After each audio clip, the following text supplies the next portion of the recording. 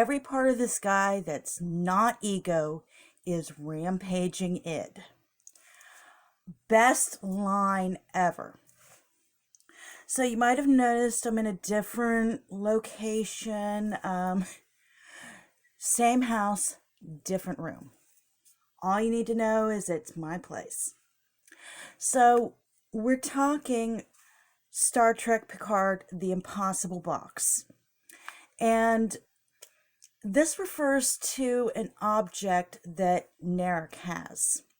He has kind of a Romulan puzzle box.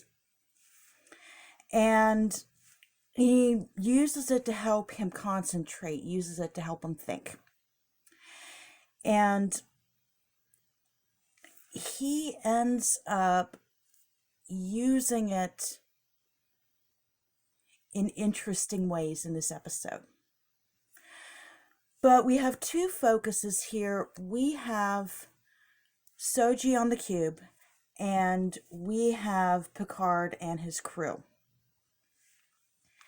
And Picard is wanting to get on the cube, and he wanted special access. So Raffi sort of greased the wheels. And you know that line I gave you? That was her line about Picard. I had to stop the stream and pretty much take a moment and do a belly laugh. But that's what we get in this episode. Little lines, little bits of this and that. So Picard enters the cube, and this is one of the hardest things he ever has to do. Because we all know this, that he is totally not over his trauma.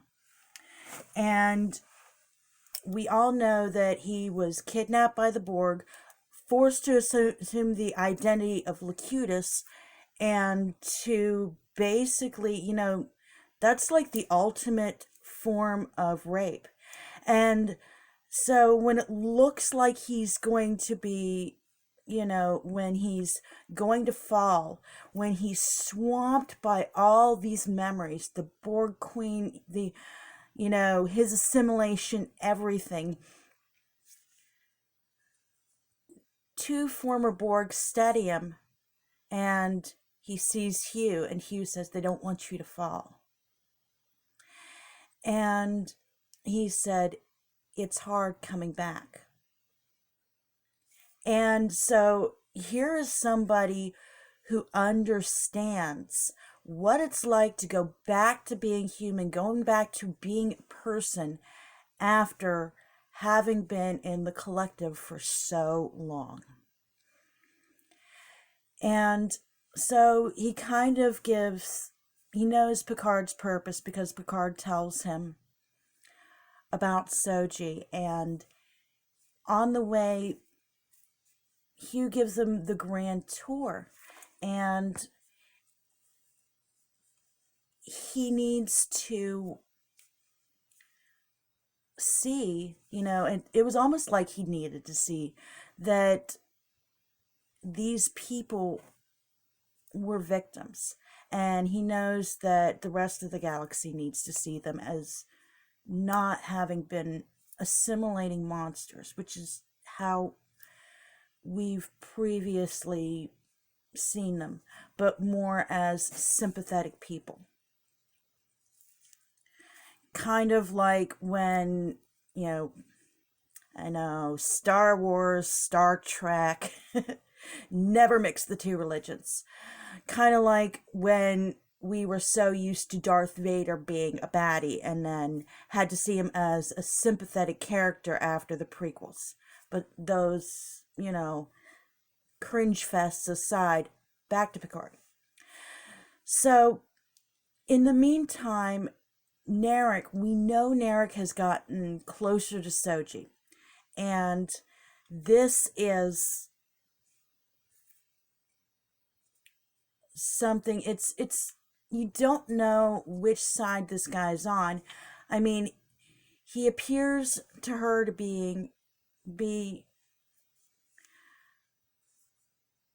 she knows he's not being completely honest, but something about him makes her implicitly trust him. Something about him makes me wonder how much is true, how much is lie, how much he feels. And he takes her to this temple, and the guard basically tells him she's not allowed in, and he basically insults him in Romulan, and he said something about him, being a, you know, a poor excuse for a sub commander, and if he wanted to not be one anymore, that he was just gonna keep being like that, and he gave him the "she's with me" excuse, and the guy just let him through. And he brought the puzzle box with him, and he's fiddling with the puzzle box, but he's doing sort of a dream regression guided meditation, because Soji has been having these flashbacks, these dreams, and they frighten her. And she is starting to realize everything is starting to unravel, because she's looked at all her stuff, and it's like stuff from when she was a kid, and it's little more than 3 months old. So she is so confused, she's not sure. And so in a meditation, kind of a walking labyrinth, Narek guides her through this. And she's able to see past the barriers and see what was on the table, and it's a version of her. And she doesn't know why, and Narek says, and it's because you're not real. And he kisses her. He leaves the puzzle box in there and leaves her in there and shuts the door, locks her in. This reminded me a bit of Star Trek Nemesis. And what was in the puzzle box was some sort of gas. And so in this moment, you see a flash of regret from Narek. Like he didn't really want to do this, but it was what he was supposed to do. His sister basically was watching the whole thing and got clues, because she figured that Soji was revealing things, revealing planets. And Soji activates. That girl punches a hole through the middle of the temple. She practically goes beast mode. And where she was concealed, because Picard and Hugh went in her room and it said she wasn't on there. So apparently a part of the temple where she was doing the meditation was somewhere where her identity was being masked, her signature was being masked. Now they're able to track her, now that she's punched through, and she gets through to Hugh and Picard's level. And he basically shows her Daja's necklace, and for some reason she decides to trust him. Hugh guides them both down to a secret chamber. And what it used to be was the Borg Queen's chamber. And then there was a bit of technology that they assimilated after Picard left the collective.